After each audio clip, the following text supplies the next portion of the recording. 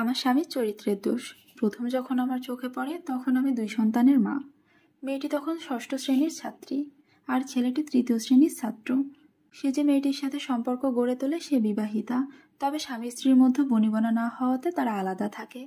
অফিসের ট্যুরের নাম দিয়ে সে মেয়েটিকে নিয়ে বিভিন্ন জায়গায় ঘুরতে যেত, কয়েকদিন কাটিয়ে বাড়ি ফিরত। আমি এর প্রতিবাদ করলে সে আমার চুলের মুঠি ধরে বলতো, কোনো কথা শুনতে চাই না, একদম চুপ। আমি কি করি না করি তা আমার ব্যাপার, তুই একদম নাক গলাবি না। আমি বললাম, এটা শুধু তোমার ব্যাপার হতে পারে না, এর সাথে জড়িত আছে আমি এবং আমাদের ছেলে মেয়েরা।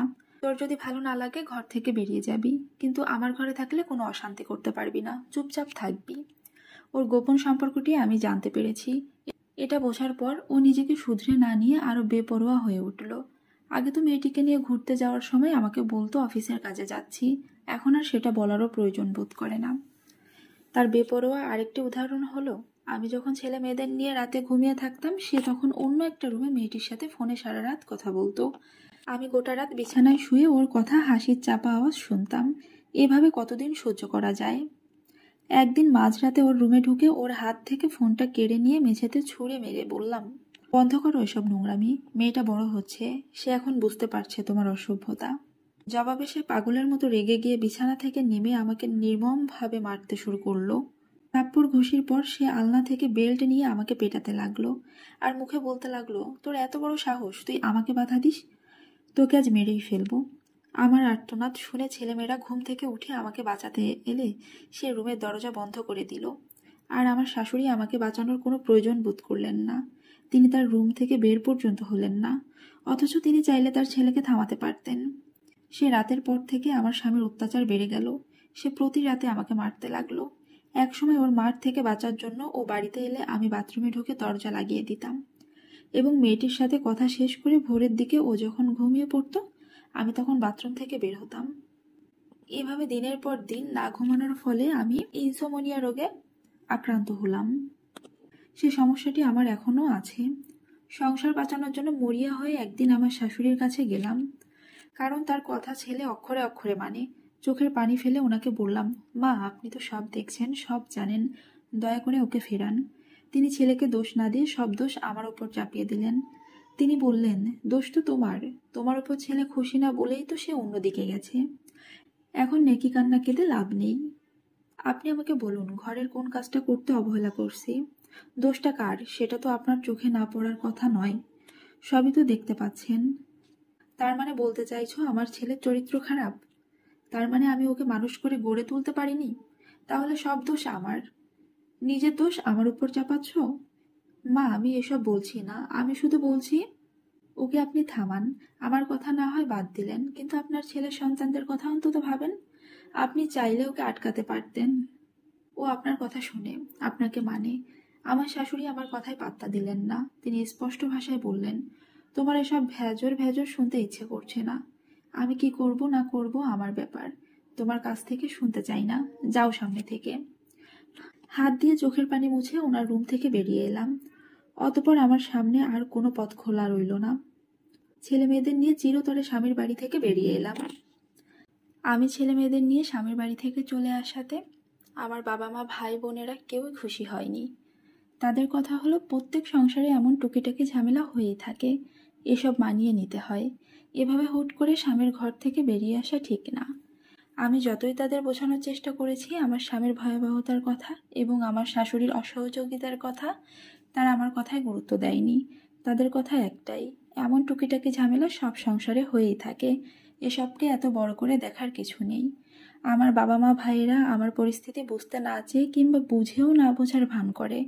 যেহেতু আমাদের 3 জনের খরচ এখন তাদের বহন করতে হবে, তারা আমাকে স্বামীর বাড়িতে ফেরত পাঠানোর নানা রকম চেষ্টা করলো, কিন্তু আমার অনড় অবস্থানের কারণে তারা একসময় ক্ষান্ত হলো।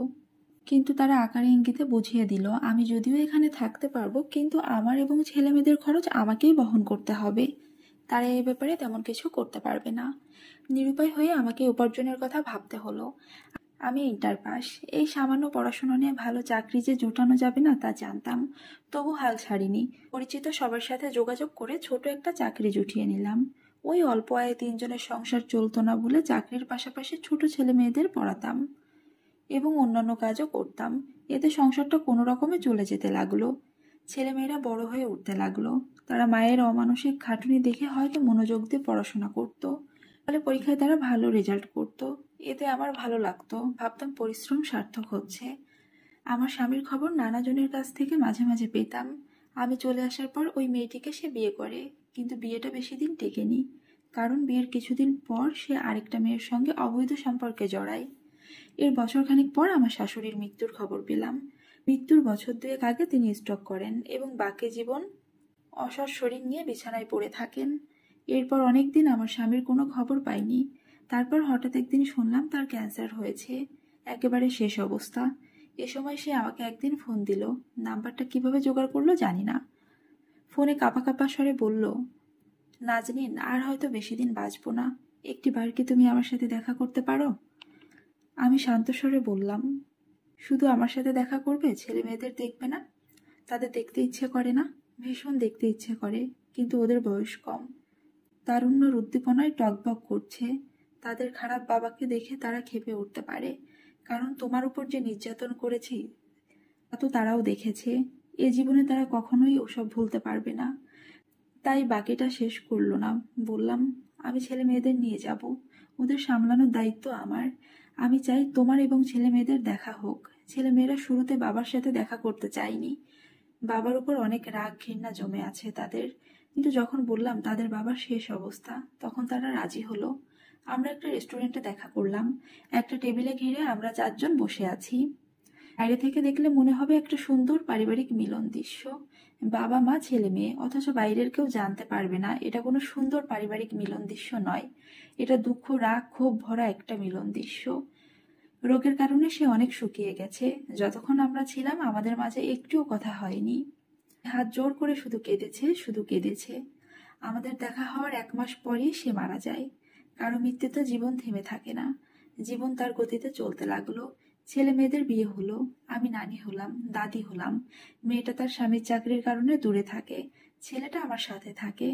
ছেলেটার মেয়ের বয়স যখন 3 বছর হলো, তখন একদিন শুনলাম ছেলে আর ছেলের বউ তাদের রুমে ঝগড়া করছে। কি নিয়ে ঝগড়া করছে বুঝতে পারলাম না। এরপর থেকে প্রায় দেখতাম তাদের মধ্যে ঝগড়া হচ্ছে। এক রাতে ছেলের বউ কাঁদতে কাঁদতে আমার রুমে এলো এবং বলল, মা, আমার সংসারটাকে আপনি বাঁচান। আপনি চাইলে ওকে ফেরাতে পারবেন।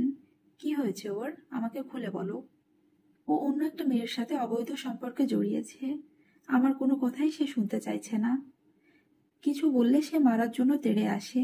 মা, আমাদের ছোট্ট একটা মেয়ে আছে। এই অবস্থায় সংসারটা ভেঙে গেলে মেয়েটাকে নিয়ে আমি কোথায় যাব? মুহূর্তে নিজের জীবনের অতীতের কথা মনে পড়ে গেল। চোখের সামনে যেন সব দেখতে পেলাম। আমি গাঢ় বেদনায় স্তব্ধ হয়ে গেলাম। রাতে 12টার দিকে ছেলে বাড়ি ফিরল। সে ইদানিং প্রায় দেরি করে বাড়ি ফেরে। বৌমার কাছ থেকে শুনলাম এই দেরির কারণ হলো অফিস শেষে সে মেয়েটার সাথে সময় কাটায়। অন্য দিনের মতো সে রাতেও তাদের মধ্যে ঝগড়া হতে লাগলো।